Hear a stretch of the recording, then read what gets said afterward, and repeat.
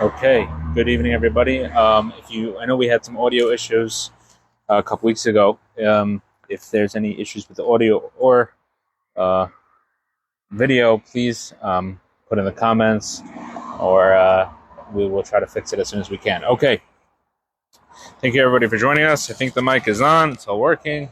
Okay. This class is in merit of all Jewish people, especially those in the land of Israel, those that need healing, blessing, success, rescuing. God should give them everything that they need. Okay. This week's Torah portion is Parsha's Pinchas. We're going to go over a little bit of what happened in last week's Torah portion. At the end of last week's Torah portion is actually the story of Pinchas, and in the beginning of this week's Torah portion is the reward of Pinchas, and that's where the Torah portion gets its name. In the beginning of the portion, God rewards Pinchas. So let's talk about what happened.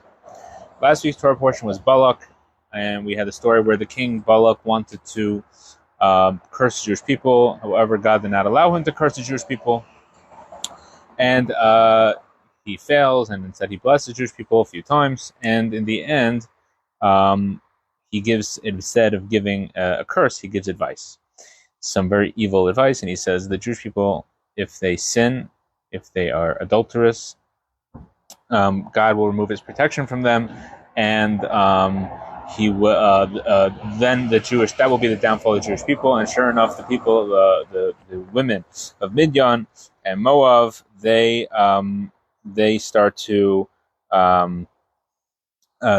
sin with the Jewish people.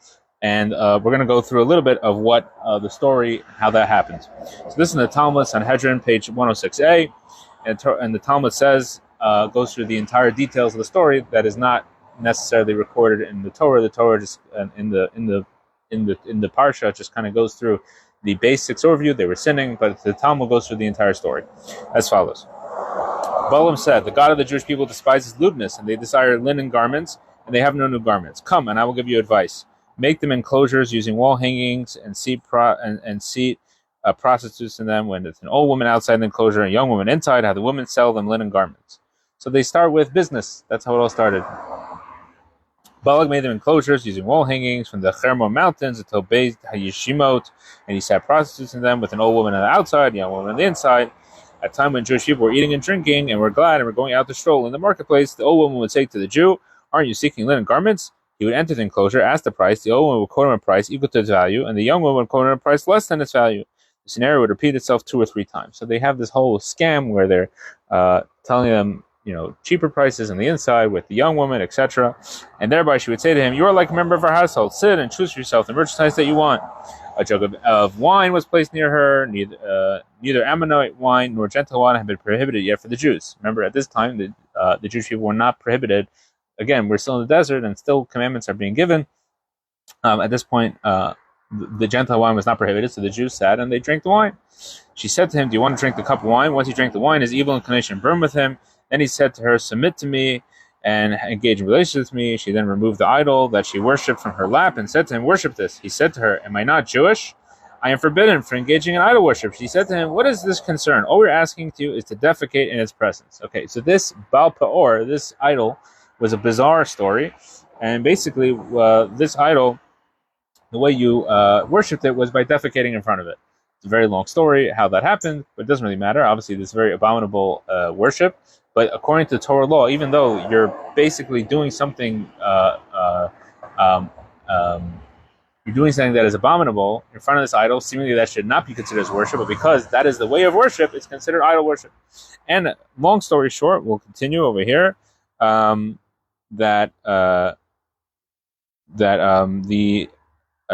Jews eventually they sinned with these women, and they're doing idol worship. They're engaged in adulterous behavior. Disaster. So the Talmud continues.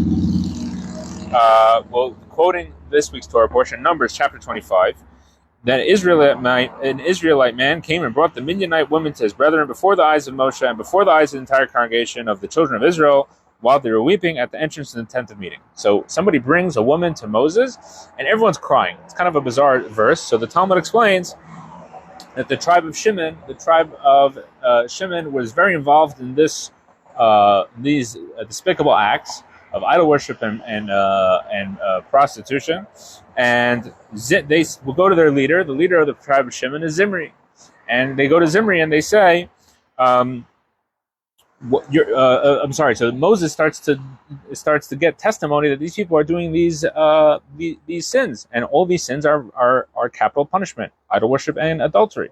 So Moses and his court are sentencing people to death essentially. And the tribe of Shimon says to their leader, "Listen, your tribesmen are being sentenced to death. What are you doing about it?" So Shimon says, I'm sorry, Zimri is the head of Shimon. He goes and he brings this woman and he says to Moses, and he says, is she permitted or not? Now, who is this woman? This woman was Cosby. The Torah identifies her, Cosby Basur, the princess of Midian. Now, why this just shows you how anti-Semitic these people were, how much they hated Jews so much. They wanted the Jews to have a downfall. They knew the downfall will come through these disgusting acts, and they were willing to put the princess and their own daughters and the princess of the entire nation in this situation in order to make the Jews sin. And she says, listen, I am the princess. I can't go with anybody. I have to go to the king of the Jews.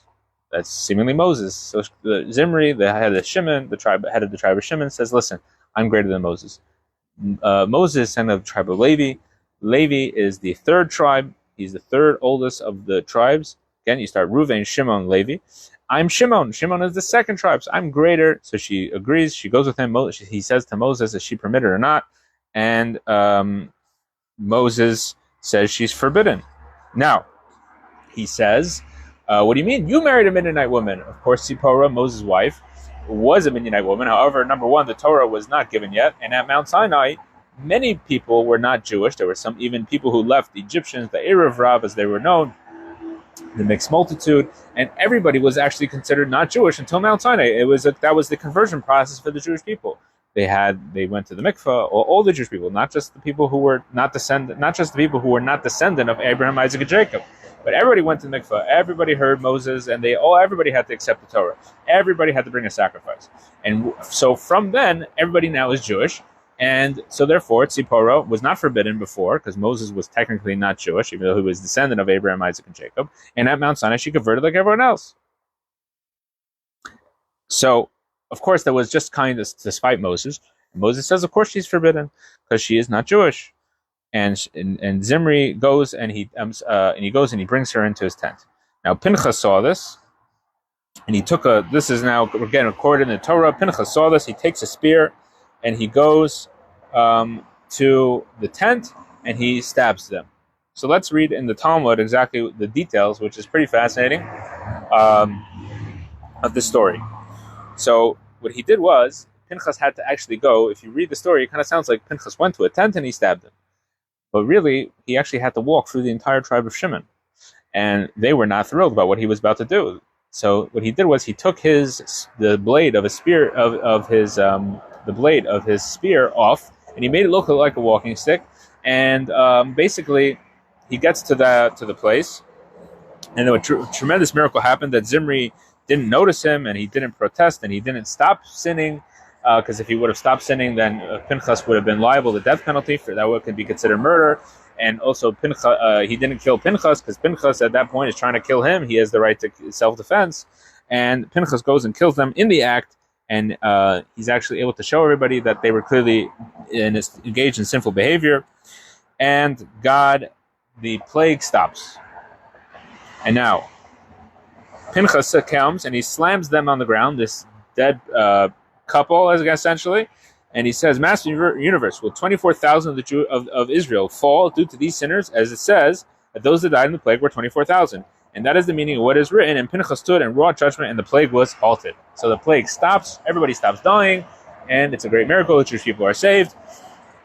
And now in this week's Torah portion, it starts off, God spoke to Moses, Pinchas, the son of Elazar, the son of Aaron, the Kohen, has turned my anger away from the children of Israel by his zealousy, avenging me among them, so I did not destroy the children of Israel because of my zeal. Therefore I say, I hereby give him my covenant of peace. It shall be for him and his descendants after him as an eternal covenant of kahuna, of priesthood, because he was zealous for his God and atoned for the children of Israel. So we see that he's given the priesthood. Now, seemingly, if he's a descendant of Aaron, descendant of the high priest, why isn't he a priest? That's one of the basic cores of the priesthood. How are you a priest if you're a male, the son of a priest? However, Pinchas had an interesting situation. The Torah says that it was the priesthood was given to Aaron the high priest, his children, and the sons that would come afterwards. Pinchas, however, was already born, so therefore he was excluded from this because he was not born after their becoming a priest. So, therefore, he was given this idea that he is now a priest, and he is a priest, and also his children are now in his family are all priests until the end of time. Now, what's interesting about this idea is that we see that turning God's anger away from the Jewish people and saving them from plague, saving them from destruction, is not unique to Pinchas. However, he's the only one who's given the priesthood specifically for this act of avenging God and therefore saving the Jewish people. Seemingly, if we look in the same era, who is the person who is saving the Jewish people from destruction the most amount of times is Moses. It happens multiple times. We'll start with Exodus after the golden calf. God says he's going to destroy the Jewish people, and Moses pleads before God and says, "Why, O God, should your anger burn against your people when you brought them out of the land of Egypt with great power and a mighty hand?" God then reconsidered the evil he had said he would do to his people. So God changed his mind. Moses' prayer was able to change Jewish people's mind, and he saved the Jewish people. And what is Moses? Is Moses made a priest? Not at that time. Numbers chapter 11. The people were looking for a reason to complain, and it was evil in the eyes of God. God heard, and his anger flared. A fire from God broke out amongst them, consuming the outskirts of the camp. The people cried out to Moses. Moses prayed to God, and the fire subsided. So again, Moses prays to God. The Jewish people are saved. No priesthood. Numbers chapter 14.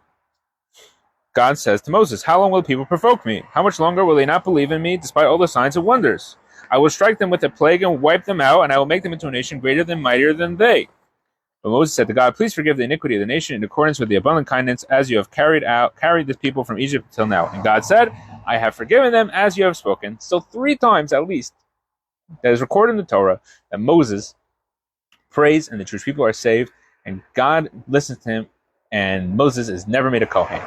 If that's the reward, if the reward is you save the Jewish people from destruction, and you bring peace into the nation, you're giving the covenant of peace, and you should be made a Kohen. So Moses, at least once, should have been made a Kohen. Maybe after the 3rd time. Pinchas, 1 time, he's made a Kohen. So let's, and not only that, even worse, not only is Moses not made a Kohen, we see that Pinchas is made a Kohen, and his children are made a Kohen after him, and for eternity, versus Moses, in this week's Torah portion, Moses is told that his children will not carry on his legacy, and instead the next leader of the Jewish people is going to be Joshua. This is in chapter 27. God says to Moses, "Take Joshua, the son of Nun, a man of spirit, and place your hands over him." So we see here that not only Moses wanted his children to actually be, the Torah teaches us that this comes after the laws of inheritance are taught in this week's Torah portion, and then God says to Moses, "No, what about me? What about my inheritance or my children?" And God says, "You know who's the best person? Not your children, Joshua." Joshua was the most dedicated to Moses and the Torah, and therefore he deserves, and he's dedicated to the Jewish people, and therefore he deserves to be the leader. So what's the difference? What's the difference between the way Moses acted and the way Pinchas acted? And the essential difference is that Moses never put his life on the line for the Jewish people. He put his spiritual life on the line, right? He says to God, "Listen, I'm out. I resign. I'm willing to not be Moses, the giver of the Torah." He says, "Erase me from your book." However, Pinchas was willing to sacrifice his own life. And essentially the difference is that Pinchas was kind of a uprising from amongst the Jewish people to save the Jewish people, versus Moses was a top-down candidate where Moses prayed, and he kind of his influence over the Jewish people changed the situation. However, the difference is that when something comes from within the Jewish people, from the bottom up, from a popular uprising, if you may, of spirituality, of teshuvah, then it actually has a lasting effect. and the people themselves change. Pinchas was a regular person. He was not a Kohen. He was not a leader. And he was a random person who knew what the proper thing to do was. He wasn't random. He was a holy person, obviously, and he was a descendant of Aaron, but he was not a Kohen. And he knew what the right thing to do was. Moses didn't know what the right thing to do was, but he knew, and he takes advantage, and he saves the Jewish people.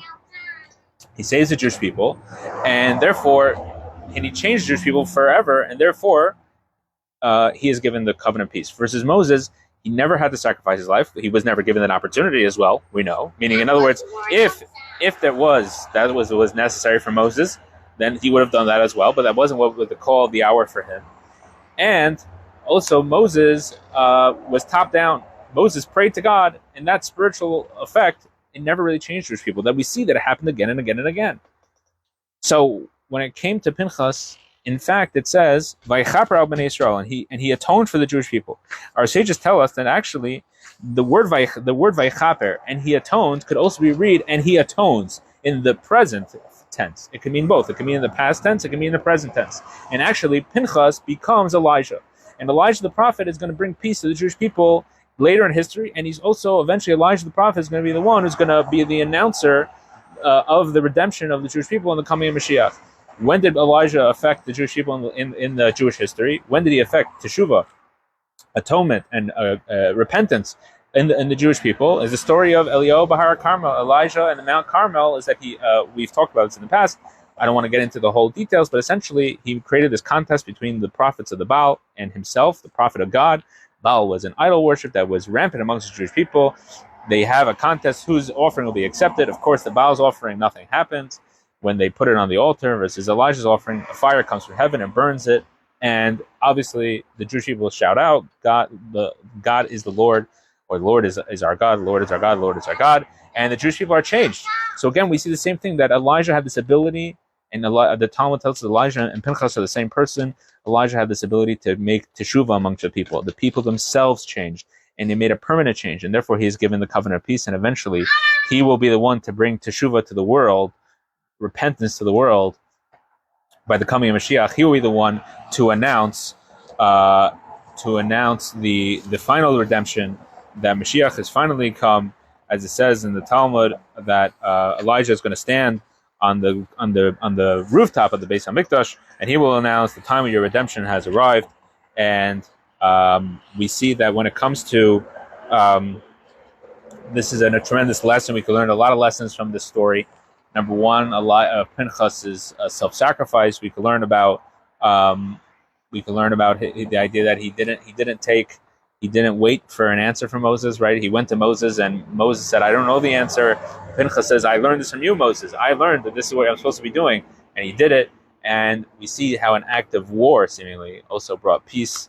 We see how that could sometimes, because he said the truth, he did the true thing, he dedicated himself. The Torah and the truth will always win out. And we could also learn how when something comes from within, among the nation, from amongst an individual, from amongst one person, and he actively changes other people, that is eternal.